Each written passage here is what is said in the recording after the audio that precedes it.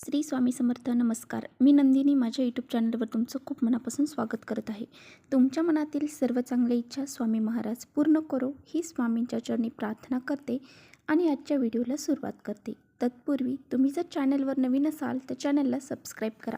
त्याचबरोबर शेजारचं जे bell आयकॉनचं button आहे ते प्रेस करा, जेणेकरून मी जेव्हा नवीन व्हिडिओ अपलोड करेन त्याचं नोटिफिकेशन तुम्हाला मिळेल आणि तुम्ही एकही व्हिडिओ मिस करणार नाही. तर चला करूया व्हिडिओला सुरुवात. आज आहे कालभैरव जयंती आणि बघा, कालभैरव जयंतीच्या दिवशी जर संध्याकाळी आपण कापूरसोबत ही एक वस्तू जर जाळली तर आपल्या घराची, मुलांची, पतीची प्रगती तर होणारच आहे. त्याचबरोबर आपल्या कुटुंबात जे काही वाईट संकट आहेत, जे काही वाईट दोष आहेत, जे काही नकारात्मक शक्ती आहेत त्यासुद्धा दूर होण्यास मदत होईल. तर असा हा अत्यंत प्रभावशाली उपाय आपल्याला संध्याकाळी करायचा आहे. आणि तो कसा करायचा आहे, काय आपल्याला बरोबर जाळायचं आहे, याबद्दलची सर्व माहिती आपण व्हिडिओमध्ये घेणार आहोत. त्यामुळे व्हिडिओ कुठेही स्किप न करता शेवटपर्यंत नक्की बघा, जेणेकरून तुमच्यापर्यंत योग्य ती माहिती पोहोचली जाईल. तर बघा, आज आपल्याला काय काय करायचं आहे. तर आज आपल्याला कालभैरवांच्या मंदिरामध्ये सुद्धा जायचं आहे. जर तुमच्या आसपास कालभैरवांचं मंदिर असेल तर तिथे जाऊन तुम्ही एखादं बेलपत्र तिथे अर्पण करू शकता, मनोभावे नमस्कार करू शकता. त्याचबरोबर तुम्हाला जर जमलं तर मग तुमची काही इच्छा असेल आणि ती इच्छा पूर्ण करायची असेल तर तुम्ही 1.25 किलो जिलेबी जी आहे तर त्याचा नैवेद्य कालभैरव मंदिरामध्ये दाखवून तो इतरांना प्रसाद म्हणून द्यायचा आहे. तर असं केल्याने पहा, तुमच्या ज्या काही इच्छा आहेत तर त्या पूर्ण होतील. तर ही कालभैरव जयंती जी असते तर ती कालाष्टमी, आज कालाष्टमी देखील आहे, याला कालाष्टमी देखील म्हटलं जातं. तर आज जर असा हा उपाय केला तर तुमच्या घरामध्ये बघा, तुमच्या जेवढ्या बी इच्छा असतील ना तुमच्या, त्या सर्व तुमच्या इच्छा पूर्ण होतील. आणि पहा, तुमच्या घरामध्ये कोणत्याही प्रकारचं संकट येणार नाही. त्याचबरोबर पहा, आज आपल्याला जे कुत्रं आहेत ते कुत्रं जर आपल्या घराबाहेर असेल तर त्या कुत्र्याला आपल्याला गोड चपाती खाऊ घालायची आहे. एवढं आज आपल्याला नक्की करायचं आहे. तर बरेचसे जे उपाय आहेत तर ते मी तुम्हाला थोडे थोडे करून व्हिडिओमध्ये शेअर केलेलेच आहेत आणि तुम्ही व्हिडिओ अजून चॅनलवर जाऊन पाहिले नसतील तर ते नक्की पहा. तर त्याचबरोबर बघा, आपल्याला 7 लिंबू किंवा मग 5 लिंबू यांचा आपल्याला माळ तयार करायची आहे आणि ती कालभैरवांच्या गळ्यामध्ये सुद्धा घालायची आहे. जर शक्य झालं तर असा हा उपायसुद्धा तुम्ही करू शकता. यामुळे सुद्धा आपल्या घरामध्ये कोणत्याही प्रकारची नकारात्मकता राहत नाही आणि कालभैरवांचे आपल्यावरती आशीर्वाद लाभले जातात. जर तुमच्या आसपास कालभैरवांचं मंदिर नाही तर मग तुम्ही हे सर्व उपाय जे आहे तर शंकर भगवानांच्या मंदिरामध्ये केले तरी चालेल, कारण शंकर भगवानांचंच एक रूप कालभैरव आहे. त्यामुळे असेही आपल्याला उपाय करायचे आहेत. तर पहा, कालभैरव हे कोण आहेत, तर आपण शंकर भगवानांचं एक रूप म्हटलं जातं. तर हे रूप, या मागची काय कथा आहे हे मी तुम्हाला थोडक्यात सांगते.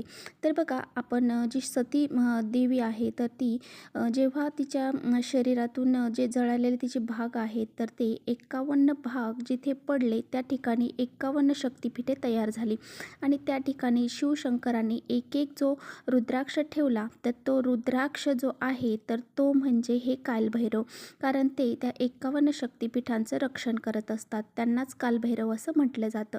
म्हणूनच आपल्याला कालभैरव जयंतीच्या दिवशी असे काही उपाय करायचे आहेत ज्यामुळे आपल्या घरामध्ये कोणत्याही प्रकारचे वाईट संकट येणार नाही. जे काही अकाली मृत्यू पहा येतात तर ते अकाली मृत्यूचं भयसुद्धा आपल्या घरावरून टळेल. इतका हा प्रभावशाली उपाय आपल्याला आज करायचा आहे. तर आज संध्याकाळी आपल्याला कापूरसोबत अशी ही एक वस्तू जाळायची आहे. तर बघा, आपल्याला काय करायचं आहे. आता बघा, आपल्याला कालभैरव जयंती आहे तर मग आपल्या घरामध्ये कालभैरव अष्टकमचं पठण हे झालंच पाहिजे. तर तुम्हाला जर पठण करणं शक्य नसेल तर ते श्रवणसुद्धा करू शकता. आणि हे कालभैरवनाथ जे आहे तर त्यांची पूजा जी आहे तर ती दिवसातल्या 8व्या प्रहरामध्ये केली जाते. भगवान शिवशंकरांचं एक रुद्र रूप म्हणून त्यांना ओळखलं जातं. तर ह्याची कालभैरवनाथाची आपल्या घरामध्ये कोणत्याही प्रकारचा फोटो नसतो किंवा मग आपण त्यांची पूजा सहसा करत नाही, परंतु आज कालभैरव जयंती आहे त्यानिमित्ताने आपण अशीही त्यांची पूजा नक्की करायची आहे. त्यांच्यासाठी जर तुम्ही कालभैरवचा उपवास जरी पकडला तरी चालेल. हा उपाय जो आहे तर तो आपल्याला प्रदोष काळामध्ये करायचा आहे, म्हणजे संध्याकाळी 6च्या नंतर हा उपाय आपल्याला करायचा आहे. तर पहा, आपल्याला कापराच्या वड्या घ्यायच्या आहेत. भीमसेनी कापूर असेल तर भीमसेनी कापूर घ्या. त्या कापरामध्ये नकारात्मक शक्ती शोषण्याचं काम हे खूप जास्त प्रमाणात असतं. घरातली जी निगेटिव्ह एनर्जी आहे ती दूर करण्याचं काम हे भीमसेनी कापूर करत असतो. जर भीमसेनी कापूर नसेल तर साधा कापूर असेल तो घेतला तरी चालेल. तर पहा, आपल्याला 5 कापराच्या वड्या घ्यायच्या आहेत. या कापरामध्ये आपल्याला पिवळी मोहरी घालायची आहे, तर ती चिमूटभर घ्यायची आहे. जर आपल्याकडे पिवळी मोहरी नसेल तर त्यासाठी तुम्हाला, जर काळी मोहरी घरामध्ये असेल, ती काळी मोहरी जरी तुम्ही तुमच्या त्या कापराच्या वड्यांमध्ये टाकली तरी चालेल. तर बघा, आजचे जे उपाय आहेत तर ते शक्यतो मोहरीच्या तेलापासून किंवा मग मोहरीपासून करायचे आहेत. मोहरीला आजच्या दिवशी खूप सारं महत्त्व आहे, त्यामुळे असे हे उपाय आपल्याला मोहरीचे करायचे आहे.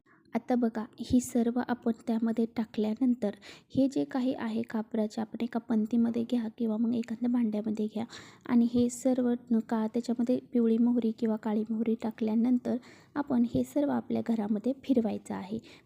सर्व कोपऱ्यांमध्ये फिरवायचं आहे. टॉयलेट बाथरूम सोडून बाकी सर्व ठिकाणी फिरवायचं आहे आणि ओम कालभैरवाय नमः, ओम कालभैरवाय नमः या मंत्राचा जप करत ह्या सर्व वस्तू आपल्याला घरातून फिरवायच्या आहेत. आणि ह्या सर्व वस्तू घेऊन बघा, आपल्याला उंबरठ्यावर यायचं आहे.